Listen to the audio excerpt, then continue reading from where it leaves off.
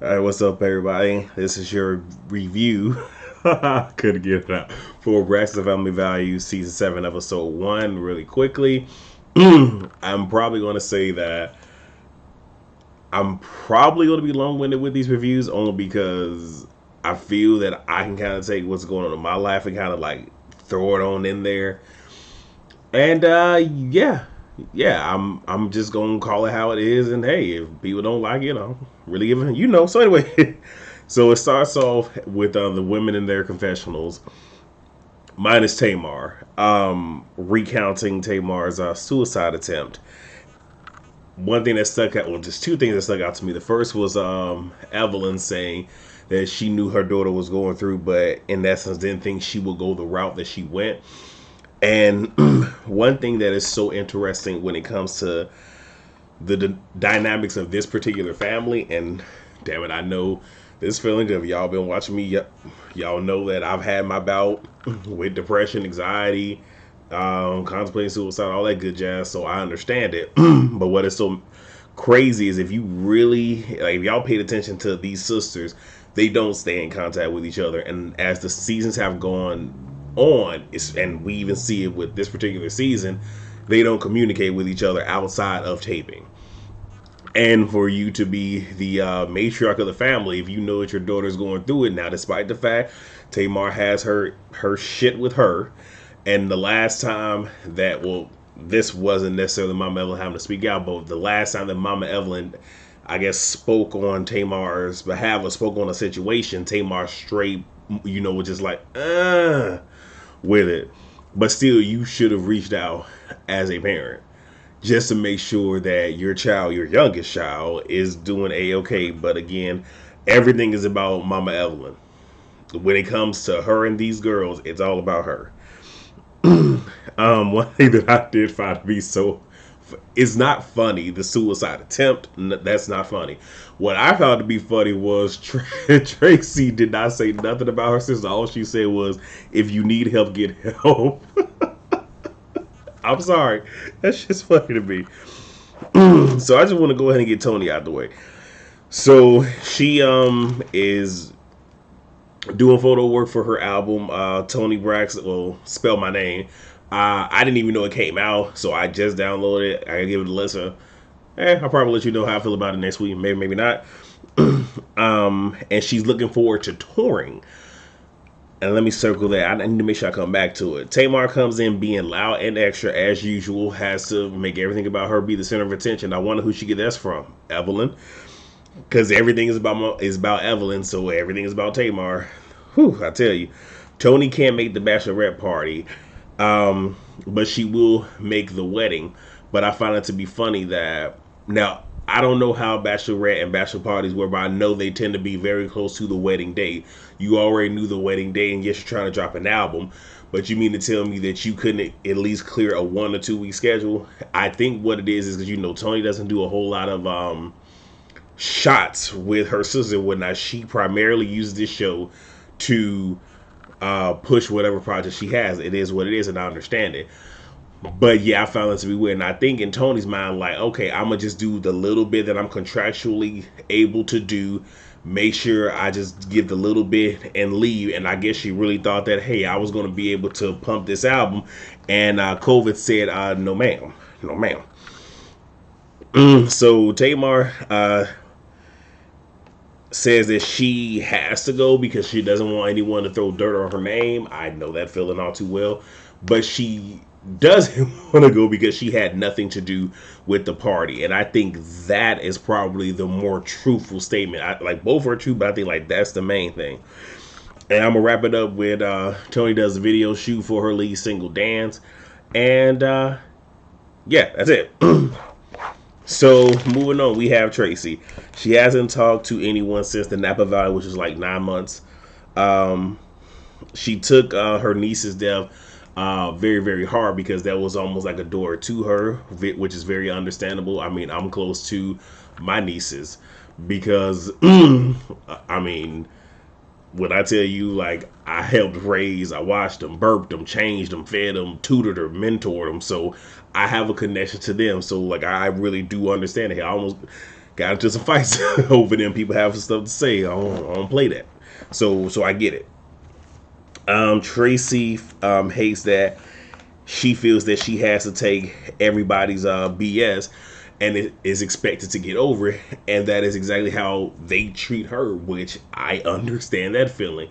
The dynamics within the construct of my relatives on my mother's side, and then just my immediate is with the Generation Y millennial, this guy, our group, we're expected to be everybody's doormat, where you can just say whatever you want to say to us and you supposed to just take it and get over it. I've never been that person, so because I don't fit that narrative, a new narrative was written that all I do is get into with people. I'm very argumentative and all these other things, when in reality I'm just defending myself verbally, because you're not going to talk to me any kind of way, you're not going to do me any kind of way, how things are shaped and shifted. So I understand being within a construct, being within, this bunker, or people with this bunker mentality of, okay, well, hey, since we have this status or whatever, we can treat you however, and you just need to take it. And she's not going to. It sucks that it's taking this long for her to get to this point, but hey, it is what it is. And then she throws a dig, saying, I'm the only one that has been married to one husband, my husband, for 27 years. Now, did he cheat, do some stuff? Yeah, he did. No marriage is perfect, but that was shit. I'm like, and that wasn't an end of confessional shit. She said it to her husband. I'm just like, damn it, Tracy. I'm Team Tracy. I should have led with that. But I'm Team Tracy. And she also brings up that she doesn't like that the boyfriends have such entitlements and feel that they can say anything, which that is also something that I understand. This doesn't primarily happen within the construct of my relatives on my mother's side, but with one particular person who is my eldest brother's ex-wife. I'm so happy to say that.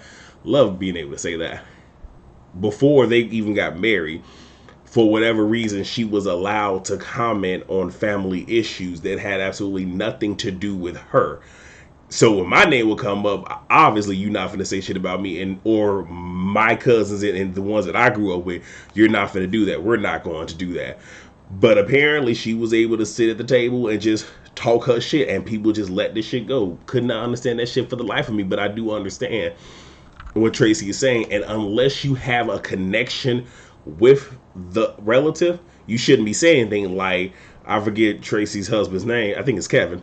Kevin should be able to go to the sisters and have a conversation with them, because he's been in their family for 27 years. But these boyfriends who are new to the situation, yes, you hear the pillow talk, you understand that person's side. It's not to say that you won't have an opinion, but when it comes to family matters, you just play your position and let your girl or the person that is a part of this family talk their shit and work that out. So again, I get it. And Kevin asks her, is it fixable? And she says, only if they want to fix it, meaning Tracy is tired of being the one always having to extend herself. It's your turn to do all that. Again, I swear I feel like me and Tracy somewhat live in the same motherfucking lives, I tell you. And she says, you would treat me the way I want, or you would have nothing to do with me. Again, something that I'm dealing with. And all that really is, and I guess I'll share this. Like I said, y'all hear me say it, and I bring it up when it's important. Again, served 11 years in the Army. Obviously, I'm out. I'm a veteran now. But it worked in my benefit, because being away for all this time really gave me a chance to work on me, redefine who I am as a man, understand who I am, know what my buttons are, my limits are, what I will and what I want to excel. So now being back in the fold, one of my biggest things is I have a sow and reap personality, meaning whatever you give to me, I'm going to give it back to you, depending on the day and what my mind is. Either 100-fold, 1,000-fold, 1,000,000-fold is what the energy you gonna get back. So you shoot me with a BB gun, I'm gonna pull out a saw or AK, or I'm gonna hit you with, or I'm gonna blast you from the tank, something. But you gonna get hit pretty hard. It don't matter. You shouldn't have came at me. So I get what she's. So one thing that I've said is baseline. I don't like being yelled at. Not because I don't like being yelled at, because hell, I mean, again, being in the military, you get used to being yelled at. But it's more or less the whole you yelling at me, all this aggression, emotion, everything else, and then you talking to me irrationally, like you done lost your mind. What's going to happen is that's going to cause me, if I choose to go down this route, to come out my body, get in my bag, and now we really finna be going at it. And now, since you gave me this energy, I'm finna give this shit back to you way worse, which means I'm probably gonna say some shit that's gonna hurt your feelings and make you want to put your hands on me. So, and my brother, my middle brother, was just like, well, well, this is just how this is. I'm like, cool. You can talk that way, because this thing is, I just talk loud. Like, no, motherfucker, sometimes you be yelling. But I'm like, if that's how you are, that's how you are. I'm letting you know this is what I will and won't accept. Now, you can continue to talk. That doesn't mean you'll be conversing with me. You'll just be talking to yourself. So if you cannot sit here and adjust how you come at me, how you talk to me, then there's nothing else that needs to be said. I've also said it to my mother. Now, people say, can't teach an old dog new tricks. Well, let's just say people around here changing. But again, like I make it perfectly clear what I will and what I want to say. I don't care who you are to me. You will not disrespect me. You will not talk to me like you lost your mind. You're not finna yell at me.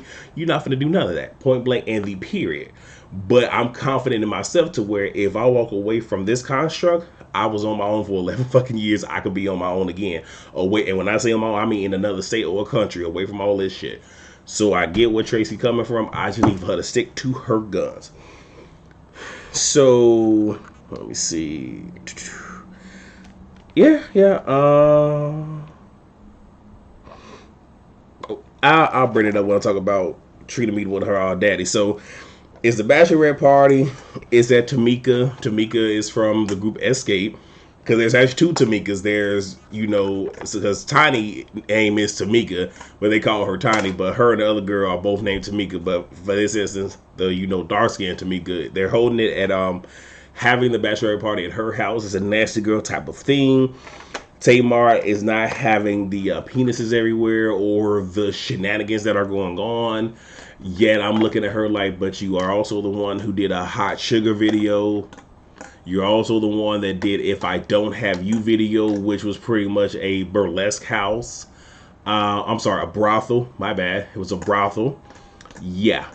But what this is not that she has a problem with, because she even said that, I got saved again. No, what this is David being controlling and you trying to conform to the woman that he wants you to be, but she's not willing to say that. I'm gonna just say it for her. Tracy arrives and she's trying to play nice and she's not trying to do too much. What is interesting is obviously these women are only doing all of this because they're contractually supposed to, because I'll be honest, because that's the only reason that Trina was there. I'm sorry, Tracy was there. You can't tell me anything else, because I'm pretty sure if it wasn't for that, she would not have been there. And they have somebody, like a group, doing something called orgasmic awareness something. I don't know what it is. Tamar is just visibly over it. Trina gets upset because everyone around her is talking while these two people or the two people that are in the midst of doing some type of role play are in the midst of doing something artistic. So Trina, all these damn T's, got upset, went upstairs, gathered herself, comes back, and then you have this one guy named Bishop doing some type of sexual demonstration while naked, and then they get a stripper. Moving on, in a different scene, Trina and her fiance are on their way to go talk to her father. She asks him about what's going to happen at his bachelor party. He's like, I don't know why you're doing that. What happened at your bachelorette party? And she plays it down. And I think the reason that she asks is because he's not a part of the family. They're not going to show his they might show his bachelor party, but I don't think they're going to. But he'll be able to see the shenanigans of what she did. But yeah, play it to the left. Trina meets with her father and his wife Wanda to make sure that things are straight. And we earlier, before the bachelorette party, saw Trina talking to Evelyn about making sure she was okay, because her dad is coming with Wanda and he plans on singing, but he can't sing. and Evelyn seems to be okay. But when they show 3 years ago, Trina's last wedding, I believe it was with Gabe, if I'm not mistaken. I could be wrong. She invited her father, but the stipulation is he couldn't bring his wife, and he said that he wasn't going to do it. They asked her on a trip, and Evelyn got mad because, why would you bring him here? And she was trying to make it seem like he violated our vacation, but she was making it all about her, because everything is about Evelyn and her feelings, and she has literally projected all of this onto her children. And again, her children are literally a byproduct of her bitterness and her toxic nature. It has rubbed off on her children. I'm not gonna go into. I'm gonna leave that there because I feel like I'm gonna have some more for Miss Evelyn, so I'm gonna let her live right now. But anyway, Tracy, damn it, Trina just made sure that everything is okay. So then we end with Tawanda and Tracy having a sit down. Tracy is still visibly upset. Tawanda isn't trying to stir up any drama, and I find it to be funny that you want to have a sit down after the Bachelorette Party, but before the wedding, when this conversation should have had at least happened a couple of months prior to. But again, y'all, it's obvious y'all don't care about Tracy. You're only doing it for the cameras. But again, whatever. Tracy has not talked to anyone. She's made it clear since the Napa Valley thing, she ain't talked to not damn person. And Tracy pretty much wants things on her terms, which she's entitled to do it. Well, she's entitled to that. Tawanda wants them to talk after Trina's wedding, which I think is kind of crazy, because at this point, anything before or after this particular day for Trina, like immediately after or right before, is too much. It's too much. So it's like y'all literally gonna sit here and take her joy because y'all trying to resolve some issues that y'all could have already resolved, but y'all chose not to. Tracy feels like they tend to invade her space a lot. And what happens is, what's her name? Tawanda says to her, well, you know what? I want to apologize for that. And yes, the sisters have apologized to Tracy, but what tends to happen is they don't personalize the apology. It's just, okay, well, I apologize for making you feel the way, or I apologize for that, when it's, how about you say, you know what? I apologize for saying da da da da da da da da. I apologize for doing da da da da da da da da. Like, do it that way. But these blanket ass apologies, and here's the reality: an apology without action ain't nothing but words. And that's why they haven't gotten anywhere. And it's because they don't respect Tracy. And I know it's probably going to come up again this season about Tracy being left. And here's the reality: does she still feel ways about that? She does, and she has a right to feel that way. But I don't think that is truly it. I think it's more of the fact that she felt abandoned. And even after all these years, she doesn't feel a part of the sisterhood. So it's almost like she still feels abandoned. She even says she feels like a sister cousin. She feels on the outskirts because of how they treat her. So it's not all just that one situation. Plus, I think that if they really sat down and talked and let her get her feelings out, they would be able to unpack that it's really not that situation. The one thing that I've learned is typically when someone gets mad, if they bring up a situation, they're using that situation a lot of times to mask what is really wrong with them, especially if it's something that just recently happened. Trust me, I know. And let me see. Tracy says, she's still mourning and coping with the fact that her niece has, thus passed on. So that is still there. So what it is since it's only been 9 months since that Napa Valley stuff and where they are now. So within that, so the blow up with the sisters, her going off on them, which I was here for all of that. And then also losing someone who you thought was a child to you. And then there hasn't been any resolve. So all of that is still there. I really do feel that if it wasn't for them having to do this show, she probably wouldn't have showed up to Trina's wedding, which would have been good for her. And look, the healing, whether it's on camera, off camera, it is what it is. But I kind of like where Tracy's going with this. Like I said, she's entitled to feel how she feels. Again, we can keep this conversation going in the section below because I feel like I'm about to start rambling. But I really, really hope that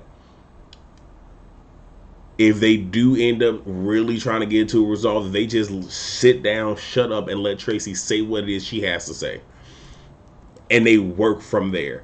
But I'll be honest, because again, I'm in the process of trying to have a sit down with someone, my eldest brother, because he doesn't feel as if he should have a conversation with me, and because again, people like him and like Tony Braxton and whatnot, they don't want to be told that they're wrong and have to sit here and face that they have done wrong by someone. It is what it is. But that's enough of that. Again, I guess I'll be telling a lot more of the bullshit that is my life throughout the rest of this season. I apologize for this being a couple days late, but hey, shit happens. So that's all I got. Please rate, comment, subscribe, and share. I'll see you guys on the next video. Peace.